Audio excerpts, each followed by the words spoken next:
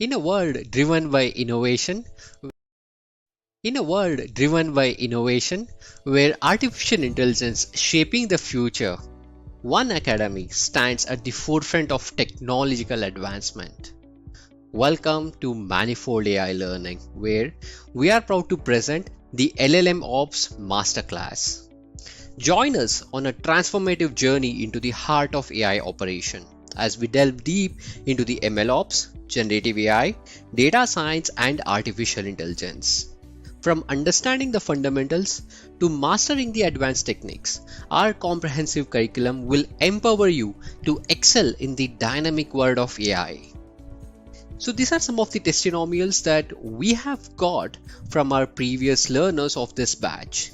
The LLM Ops Masterclass completely revolutionized the way I approach the AI project. I feel confident tackling real world challenges and driving the innovation in my field. Another learner says that the hands on projects were incredibly engaging and gave me the practical experience that I can apply in my career. I'm grateful for the opportunity to learn from the industry experts. So, guys, don't miss your chance to be part of this AI revolution. Enroll in the LLM Ops Masterclass today and unlock your potential with Manifold AI Learning.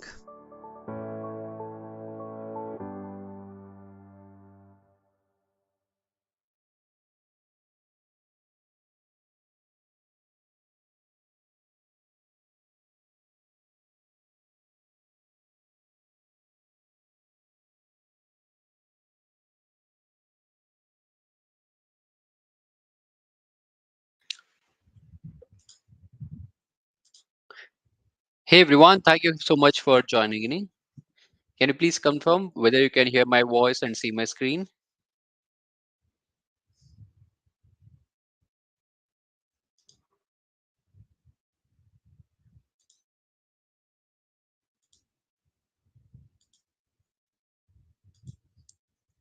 So, folks, can you please confirm, team?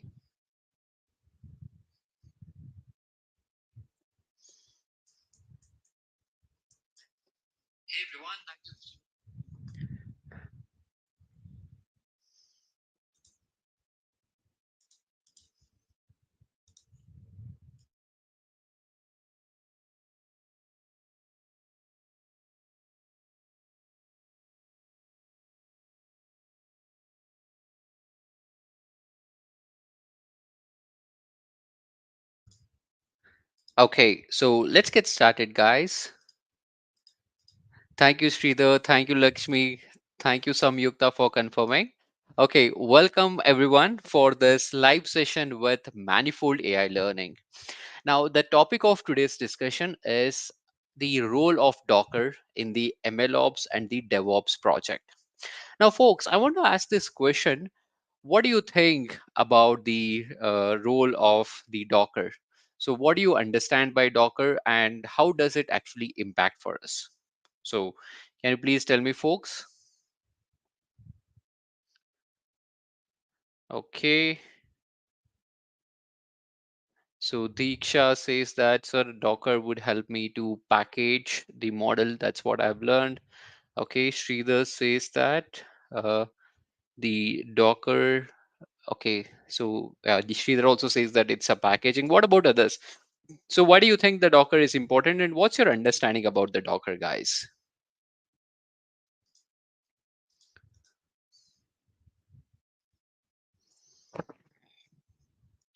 Okay, that's true, guys, and thank you so much for confirming. So, as most of you have mentioned, Docker plays a very important role, especially in the machine learning project, just like the software engineering. So, Docker plays a key role when it comes to packaging the machine learning model. So, as we delve deep in today's session, we will understand what is this Docker, how to work with Docker images, the basic commands of Docker, and at the end, I'll also show you the hands-on approach, a demonstration file as how Docker plays a key role in a machine learning project. So if you're someone who's new to data science or who's new to the machine learning and who's who's intending to understand how to make use of the Docker in the machine learning project, I would request you to stay with me till the end, so I'm sure this will be a fun learning journey, guys. Now, as and when we progress in the session, if you have got any question, feel free to let me know in the comment section, and I'll do my best to answer each and every queries, guys. So let's get started, and let's start with understanding the basic question: what exactly is the Docker? Okay, I'll make use of the slides which were part of our LLM ops course, so that would give you a perspective about what exactly is this like Docker is. Okay, I've tried to simplify it in that slide, so we'll be using the same resources, guys. Okay, so first thing, what is Docker? Now when I say Docker, so Docker is an open source platform, and this is the one that would automate the deployment of applications inside the containers. Okay, so that Docker will help me to automate the deployment of application inside the containers. Now here, when we say containers, that's the new term that you are coming across right now. Now when I say containers, containers are basically the lightweight, standalone executable packages, and this contains anything and everything that is required for running an application. It contains the code, it contains the runtime, it contains the system tool, system library settings, it contains everything that is required for me to run an application. So the Docker is a platform, and using that platform, we are going to run the Docker containers. Now that you are clear with this Docker at a high level idea, now the question that comes to our mind is, why should we learn Docker? What's so special about this Docker tool or this technology?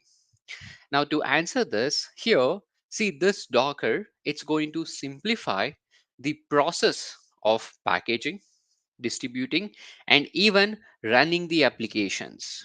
So the important thing is it provides the consistency across various environment, and not only that, so it provides it provides the consistency across various environment, and you can ensure that, okay, you can ensure that your code is executable. That means whatever the performance or however it is working in your local system, the same you can be sure that the code would work in the production environment as well.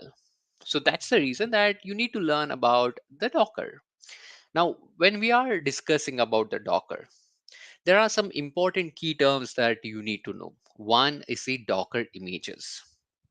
Now, when I say images in Docker, so these are nothing but the read only templates, and this will contain the application as well as its dependencies. Now we use these Docker images in order to create the containers. Now containers, as we have described earlier, they are the lightweight runnable instances of the Docker images, and they basically encapsulate the application as well as its dependencies, and this will help us in running isolation from the other process. Now to ensure that we are able to create a Docker image, we are going to create a text file that's called as a Docker file. So here, the Docker file is a text file which contains the instruction for building this Docker image. Generally, whenever we are creating this Docker file, so we will have the important elements such as we'll have the information about base image, dependencies, and the steps that we have to follow in order to set up the environment. Okay, these are the key concepts which you need to be aware of at a very high level. Now apart from that, so even though it is not part of our discussion, but it is good to know about the concept of the Docker Compose. So the Docker Compose is a tool that we use it for defining and running the multi-container Docker application. If you consider any application, so obviously you'll not be running it with the help of a single Docker file. You'll have multiple applications which is going to interact with one another. So in such scenarios, you will be making use of Docker Compose to define and run multi-container Docker application. Now this Docker Compose, it uses the YAML file in order to configure the application services, networks, as well as the application's volume. And we also have a Docker Hub. Now this Docker Hub is a cloud-based registry service that is going to host the Docker images, and it would allow the developers to share and distribute their images in a public or a private manner. Okay, now whenever we are working with this Docker, so these are some of the common commands that we'll be executing. So first is the run command. So we'll be running as docker run, and we use this docker run command in order to run a container from a Docker image. We use this docker build. We use this docker build to build an image from the Docker file. And we also have the docker pull. So the docker pull is going to pull an image from the docker hub or another registry. That means you can pull the image from a registry or a repository. Then we have docker push. We use this docker push statement to push an image to the docker hub. And we have docker ps. We use this command to list the running containers in my system. And we have these commands like docker stop, docker start, so which would basically help us to start and stop the container. We have docker rm to remove a container, docker rmi, we use it to remove an image, and docker exec run, so we use this for executing the command inside the container. So these are all the common commands that we would generally come across while working with this docker. Okay, so now that you have understood the basics, okay, now like another benefit that we would get while working with this Docker is, so this Docker has got the integration with development workflow. So the Docker can be integrated to various development workflow. This would include the continuous integration, continuous deployment pipelines. So using this CI/CD pipeline, we can build the Docker images in a continuous manner automatically from the source code that we have got, and then we can use the Docker compose or Docker file to build the images, and these images can be used to create the Docker containers, and these containers can be orchestrated and managed using the container orchestration platforms like the Kubernetes or Docker Swarm. So this Docker, as you can clearly see, whether it is the software development or whether it is the MLOps project, it plays a key role. Now that you have understood the importance of Docker, let's understand how do we actually work with it if I want to get started. See, if you want to get started, so first thing is we need to install in a local system. You can simply say Docker install. So it will take us to the official documentation page, that is docs.docker.com. You can go over there and follow the instruction over here and perform the installation at your local system. So I'm sharing the link over here in the chat window for everyone so that you can go ahead and perform the installation. So you just have to use this link and perform the installation on your local system. Okay, that's what you need to do. So in order to do the same, so I'll just tell you at a very high level. Okay, so once you perform the install, like if you want to install it on the Mac OS, you can just click on the link which says as Docker desktop for Mac. You'll have to download the DMG file and perform the installation, which is like straightforward installation that you would generally perform. Okay, double click on it and perform the installation. If you're running on Windows, just follow the instruction that is present right here. You'll have to download the Docker desktop for Windows. Then you'll have to follow the steps that will be provided to you on the screen and complete the straightforward installation. While we are working or installing on the Windows operating system, it might ask you for one or the other times, like one or two times restart. You'll just go ahead and perform the instruction that is presented to you, and then you'll just go ahead and perform the installation. Okay, that's the ideal, or that's an easy way to get started with Docker. Okay, now once it is installed, so you have to launch the Docker application. In my case, I've already done the installation. I'm going to start this Docker. Now once I launch the Docker, I'll be able to see the Docker started on my system tray. See, on my system tray, I can see it says as Docker desktop is running. Now, once you validate that your Docker is running, to ensure that you're able to work with it, you can run a basic command on your terminal. If you're running on Windows operating system, you can make use of PowerShell or Git Bash. So since I'm running on Mac OS, I'll go ahead and run it on my terminal. I'll simply say Docker space hyphen hyphen version, and I'll press the enter key, and this will display the version that is installed in my local system. Okay, so that's a very high level way of performing the installation of this Docker and validating that it works as per our expectation. Okay, guys, now I'll take a pause here. So, are you able to follow along with me till now about the basics of Docker and how it actually look like? If yes, please confirm by typing in as all good. Or if you have got any question, please do let me know.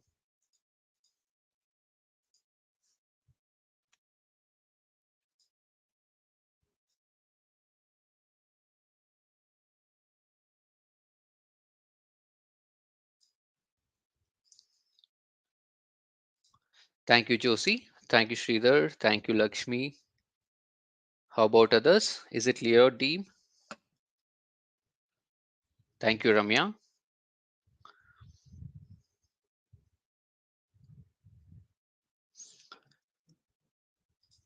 Okay, thank you, team, for confirming.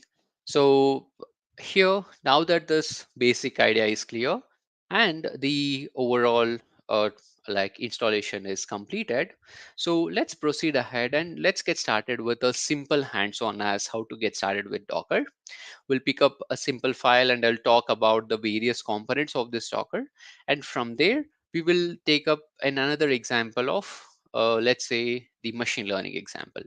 Okay, or we can simply get started with the machine learning example and I'll take you from there. Okay, so we'll take up the machine learning example directly. I think that would be a best way because most of you have, I assume that you have basic knowledge of machine learning. So based on that assumption, so I would go ahead and pick up a very simple approach of creation of model, and we will create multiple modules and we will work with the same. All right, guys. So let's get started. So, okay, guys. So this session, just want to let you know. So this session is more made possible by the team at Manifold AI Learning. So Manifold AI Learning is a company who's into development of tutorials on various concepts of inside this data science, machine learning, ML ops, LLM ops. So my name is Nachiket. I'm one of the instructor at Manifold AI Learning. So I've got an opportunity to create multiple courses with Manifold AI Learning. So to name a few, statistics for data science, practical MLOps with AWS, MLOps bootcamp, AWS machine learning certification, linear algebra for AI, mastering the natural language processing and generative AI. So I've had a chance to create most of their courses from the retail offering. You can check out the courses on their website. So since we are talking about the Docker and the MLOps, I highly recommend you to check out their course, which is on MLOps Bootcamp, which is there for you to mastering your the machine learning operations, uh, like mastering your machine learning operations, that is MLOps, and where you will be learning in depth about all the concepts which we are discussing. And another course which I would highly recommend is the LLM Ops, where you will be learning as how you can implement the operations for the large language models in depth. So both are the latest courses from Manifold AI Learning, which are the best sellers from Manifold AI Learning. Do check out their course page so that you can learn more about the various courses that they have got. Okay, so they are currently running a discount by using the coupon code of YouTube. You get the 5% off on the prices that you see on the Manifold AI Learning page. Okay, guys. Now let's come back and let's have a look into the hands-on and let's see how to work with Docker. Now, as I mentioned, we'll take up an example which is relevant for machine learning. So what we will do is I'll start by creating a Python list. Okay, let me just go ahead and create a Python list. So to simply get started, I'll start a VS Code. Okay, and over here, I would create a new folder.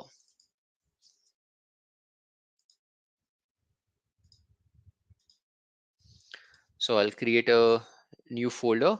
I'll call as, let's say, Docker demo. Okay, that's the folder that I would create. Now inside this folder, I will go ahead and specify the various commands, okay, various files, okay, inside this Docker demo. So first, let me go ahead and create a Python script and I'll call as model.py. Now, here, what I will do is, so this will be a kind of a model that I would have. Okay, so this, like, maybe I'll just go ahead and create a dummy model since we are discussing at a very high level.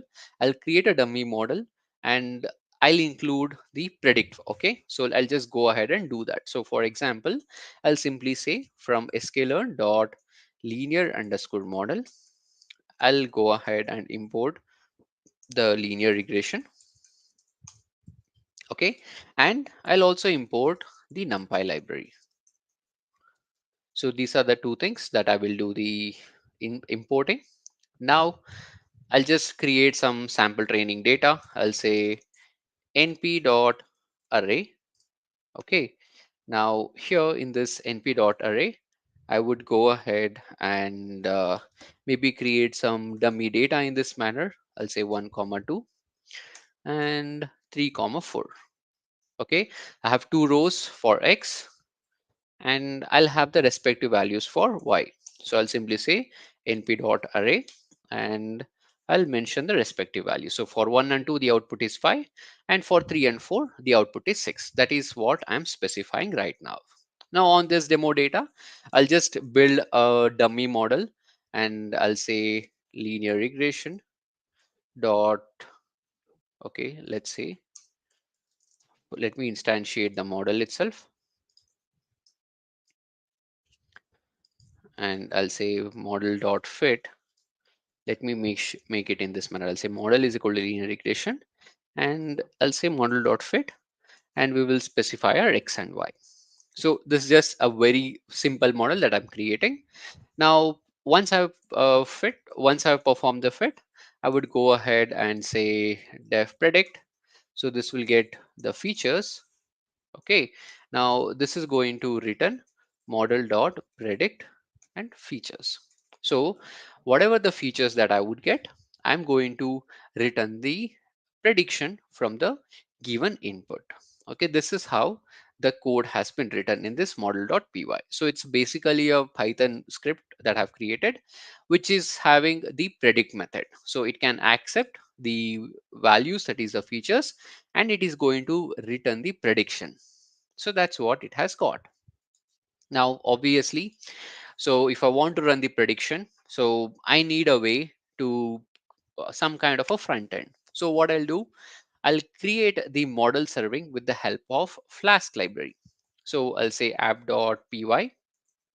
Now in this app.py, I would go ahead and mention a very simple uh, like function, which will help me to return the output. Okay, which will send the data to my predict function and then it can generate the output. That's the expectation, guys. So here for implementing this application, I'll say from Flask, I'm going to import Flask object request JSONify. So these are the three things that I would import. Then I would go ahead and initialize the Flask. Okay, so once I initialize the object, okay, for the app, then I would go ahead and mention the route. I'll say app.route. So if someone comes to the path of predict, okay, so this method, okay, this method I'll mention it as the post method. So if someone comes to this predict, the method will be a post. Okay, now I'll specify as how this function or what function has to be executed. I'll say predict endpoint, and inside this, what I'll do, whatever the inputs that I'll get, I'll say request dot get JSON. Okay, now once I get the features, I'll say prediction is equal to model dot predict. So how do I get the model? So I'll get the model by importing it because I've already created model.py. Since it is in the same folder, I can say import model. Now model dot predict, and we can say features, and we'll be receiving under the key of data. So I'll say data. Then what I'm going to do, I'm going to return as JSONify, and I'm going to return it in a JSON format where I'll say prediction, and I'm going to return whatever the output that I'll get, I'll convert it into the Python list. Okay, this is how the predict endpoint would work. Now I'll mention one more condition. If name underscore underscore is equal to underscore underscore main underscore underscore, which means uh, I'll be running the application when this app.py has been run. So I'll say app.run, and we would go ahead and mention the host 0.0.0.0, and I'll just simply say debug is equal to true since it is for the testing purpose. Okay, this is how I would go ahead and create my Flask application. So I've created a Flask application right now. And apart from creation of Flask application, we also have a model file, which is a straightforward activity or the straightforward coding that we have got. Now, what we are interested in like creating it as a Docker file. But before we do that, let's test, okay, whether this would actually work or not. Because I've created two file, I'll have to check whether it actually works, isn't it? So to test this, like let me go to that folder where I have the source code present.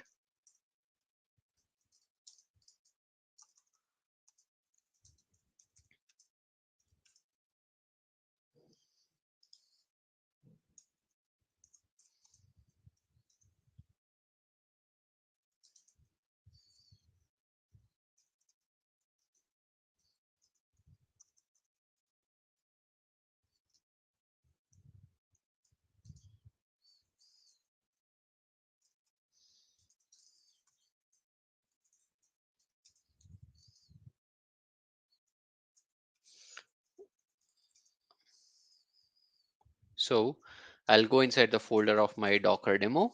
And being inside this folder, I've got two files, that is app.py and model.py. Let's test out whether it would work or not. Since I'm running for the first time, it might ask for some dependencies, but that's fine. We'll resolve it as and when we get the error. I'll say python app.py. It says, okay, invalid syntax. Okay, it's basically a simple syntax error. It should be double equal to. Okay, now let me run it again. So this should start the application. Okay, so it says port 5000 is already used in other program. So let me just resolve it. Okay.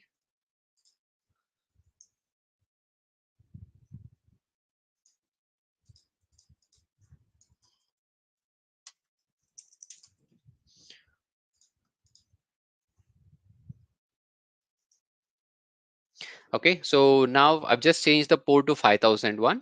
So now it says my app is running on the port of localhost 5001. Let's go ahead and check whether we are able to access it. So okay, so it says as request URL not found. The reason because here in this case, okay, it is a post method. So I have to perform the curl option right now.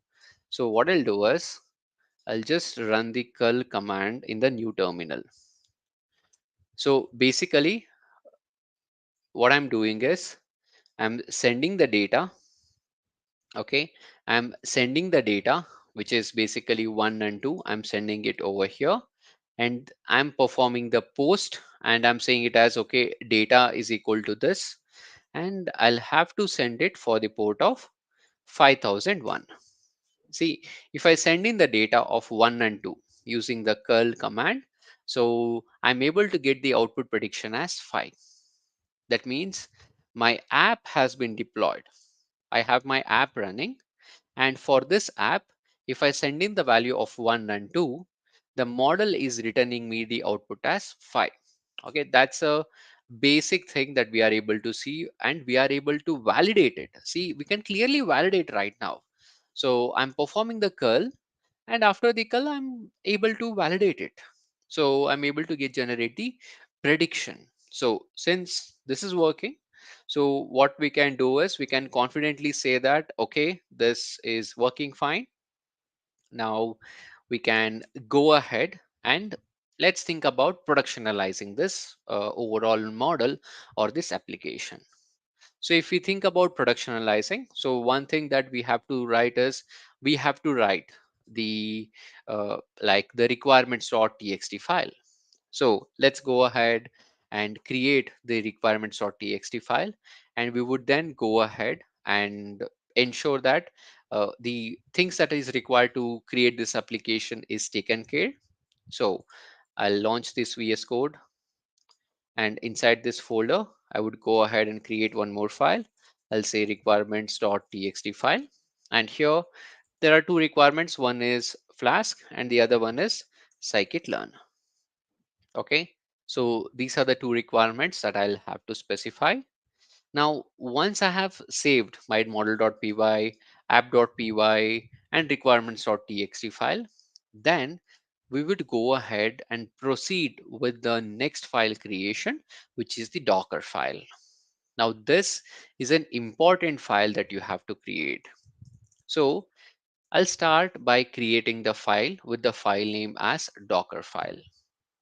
Now, as we have understood earlier, so Docker file is basically a text file which contains the instruction in order to create, okay, in order to build the Docker image. And that's what this Docker file is made up of. So let's go ahead and create a Docker file with all the files that we have got. So first thing that we specify when we are creating the Docker file is we will start by specifying the base image.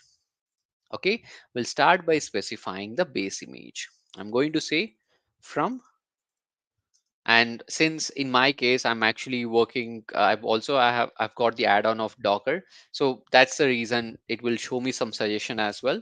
I'll simply say Python, and the base image that I want to use is, let's say, 3.10. Okay, so first we'll start by specifying the base Python image. Then we can go ahead and create a working directory. So the practice that we follow is will make a folder inside the Docker container as a working directory, and we'll copy all the files over there. For demonstration purpose, I'll say working directory and I'll mention as path. Okay. Now what I'll specify that copy dot and dot. So what it means is it will copy everything that I've got with me in my current working directory to my Docker container that I've got. Okay, so this is going to copy the app.py file, Docker file, model.py file, and requirements.txt. Okay, so we'll copy everything. And another key thing that we have to do is we have to expose the port. In our case, as per the application configuration, we are we are going to use the port of 5001, and that is what I have mentioned in my app.py. Hence I'm going to expose the port of 5001. Then when it is starting, I'll mention the command it has to run. I'll say it has to run the command of Python app.py. Okay, this is the command it has to run whenever it is starting the container. So if you look at it, this is a text file, and it basically contains the instruction. It says, okay, what is my working directory and where and what are the files that I have to use. And post that, we are simply going ahead and mentioning when I'm starting the container, what it has to perform. Okay, so these are the basic steps that we have done. Now we need to go ahead and uh, specify few more things, guys. Now we have to run the command so that we can build the Docker image. So let me take you through the commands that we are going to run right now. So in order to build the Docker image, we will use the command of docker build, and we'll say -t as a flag, and we would specify the tag for the Docker image that we are trying to build. Like I'll mention the example as maybe my ML image. This is the tag that I would specify. And then we will mention where exactly is our Docker file present. So we'll generally go inside the folder where the Docker file is present, and to mention it as current working directory, we'll use as dot. So docker build hyphen t, mention the image name, followed by the dot. Okay, dot says that where exactly is my Docker file present. In my scenario, see, my Docker file is present in my current working directory. I can simply go ahead and say docker build hyphen t, the tag of my image that I'm trying to build, and dot, which says as the context where exactly is my Docker file is present. Okay, so this is what I would go ahead and specify. And as you can clearly see, the Docker image is getting built. Okay, the Docker image is getting built. Now, once the Docker image has been built, so we can then go ahead and using the other commands that we have seen earlier and run the container from this Docker image. See, to validate whether the image has been created or not, I can say Docker images. So in my case, in my local system, I've got my ML image. So the Docker image is now present in my local system. Now I can run this Docker image and create a container. In order to run the same, we can say docker run hyphen p. Okay, I'll say 5001 to 5001 my ml image. So what it means is it's going to run the container using the docker image of my ml image, and when the container is created, I'm trying to connect the 5001 port of that container to the 5001 port of my local system. Okay, now if I press the enter key, okay, so we've got some error over here. It says no module named Flask. Now this is the interesting error that we are getting. Now, why are we getting this error? Well, the reason that we are getting this error because here I've copied the files. So if you look into the base image, I just have the base image of the Python 10. And in the base image of Python 10, it doesn't have the library of the Flask and scikit-learn. So as a result of this, we are getting the error. So in order to resolve this, so what we have to do is we'll have to run the command of run pip install -r requirements.txt. So that means I'll have to install the necessary libraries by referring to this requirements.txt. Then only I have to try running my application. Now, once this is done, let's go ahead and perform the build again. So I'll have to build again.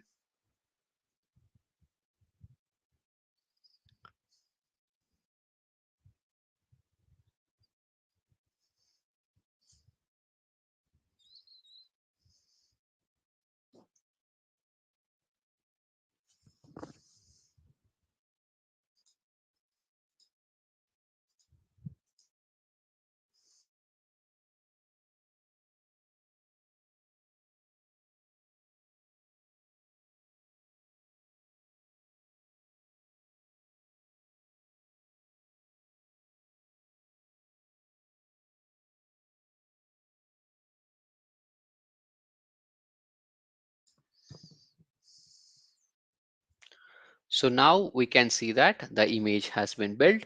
Now let's go ahead and run the same. I'll say docker run and we'll try to run the same image. Now we are able to run the instance. Okay. Now let me go ahead, okay, and see if I can run the curl command again. Okay. Let's just see that once. So I would go ahead and use the curl command just like I had used earlier for testing.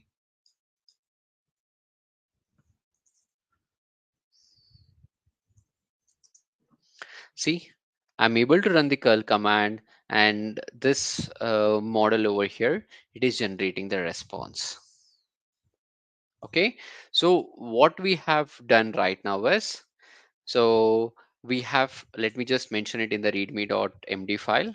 So docker build hyphen t, and after that docker run, and this is the curl command that I've used. Okay, so here docker run, and the way that I mentioned is hyphen p. 5001 to 5001. My ML image. Okay, these are the commands that I've used just now in order to create the Docker image and build the Docker container from the image and then perform the testing as well. So these are the commands that I've used to test everything with the help of the Docker. All right, guys. So I'll do one thing. I'll package everything into a zip file and I'm going to attach it in the place of the manifold layer learning workshops. So let me just go ahead and do the same.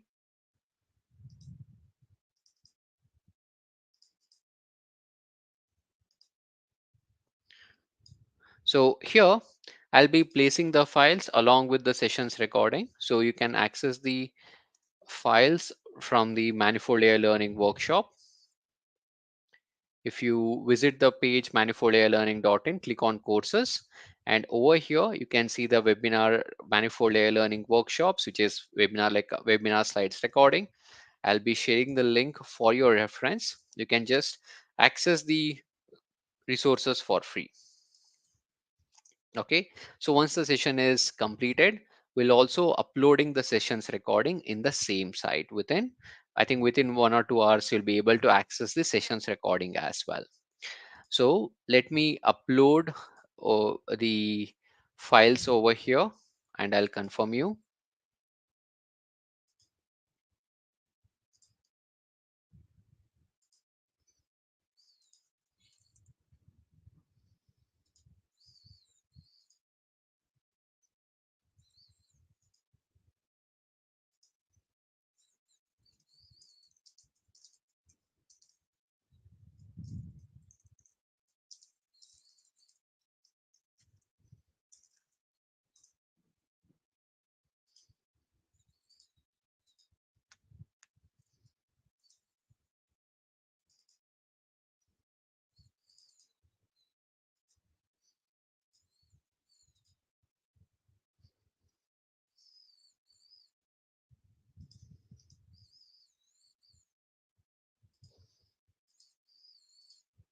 All right, folks. So if you come over here at the end, I have placed the attachment of docker-demo.zip file. You can come over here and access the source code. All right, guys. So what we have seen is we have seen the complete flow of how to work with Docker file.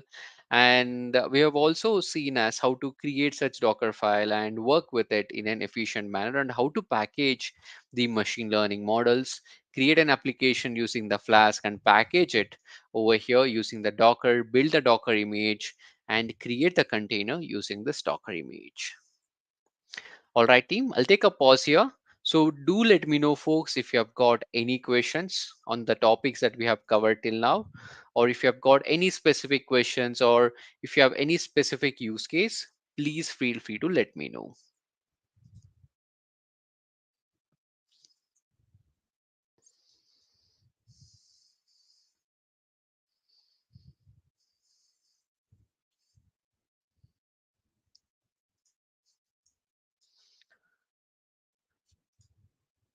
Okay, team. So thank you so much, guys, for joining in. Now, before we close the session, I just want to share you one announcement, guys. So there's a live class that is coming up with Manifold AI Learning, which is about LLM Ops, AI Ops with AWS, which is a live class for 20 hours, where you'll be learning the generative AI, prompt engineering, how to deploy the machine learning models using the SageMaker pipeline. And it's the live session. So it's a limited learner batch. So do check out the page, the link that I'm sharing to you in the chat window. If you're someone who is into the who is interested to taking ahead with the live program, so do check out the link. It's a limited batch, that is limited learner batch. uh, so do check out the page and ensure that uh, like you get the most, guys. Last one.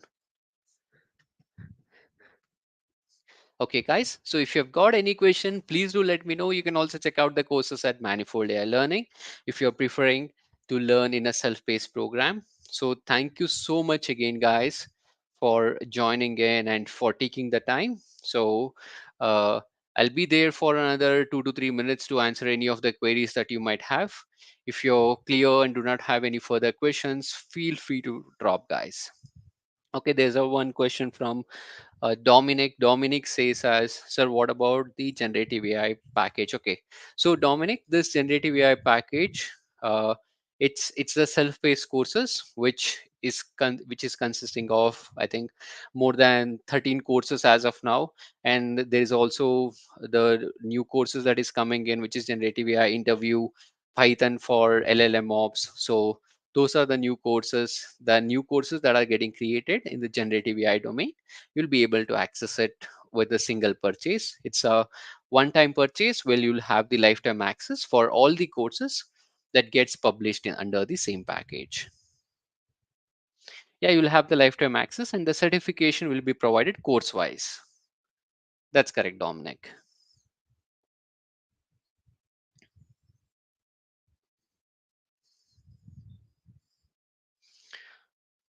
Okay, Samyukta says, sir, for the live session. Yeah, Samyukta, this is a live session. That's correct. It's a limited learner. It's a limited learner batch. It's a live session. So all the other courses are the self-paced courses. This is a limited learner, which is a live session.